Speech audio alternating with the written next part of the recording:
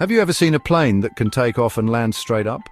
That's what the Hawker Siddeley AV-8B Harrier can do. It's a jet fighter that can hover like a helicopter. This amazing ability changed the way air battles were fought. The Harrier didn't need a long runway like other planes. It could take off and land in tight spaces, even on ships.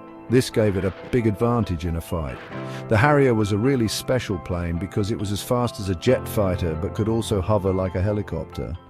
It was one of the most useful planes ever built. The Harrier could take off and land vertically, straight up in the air. That's called VTOL, which stands for Vertical Takeoff and Landing. This was a huge change for military planes. Before the Harrier, planes needed long runways to take off and land, which limited where they could go. But the Harrier could take off and land almost anywhere. This made it super useful for the military. How did it do it? The Harrier's engine was specially designed to point its power downwards, allowing it to lift straight off the ground just like a helicopter. The secret to the Harrier's amazing abilities was its powerful engine, the Rolls-Royce Pegasus. This engine was a masterpiece. It was a type of jet engine called a turbofan, but it had a special trick. Its nozzles, where the hot air comes out, could rotate.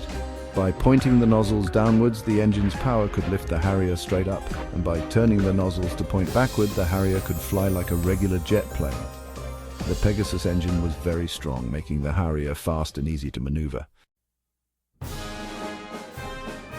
The Harrier proved how good it was in several wars.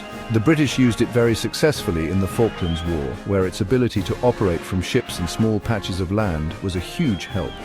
The United States Marine Corps also used the Harrier, where it provided support for troops on the ground. Its VTOL ability meant it could operate from bases close to the action, as well as from ships. The Harrier's design was so groundbreaking that it changed the way planes were designed. It paved the way for new VTOL aircraft and even drones that can take off and land vertically.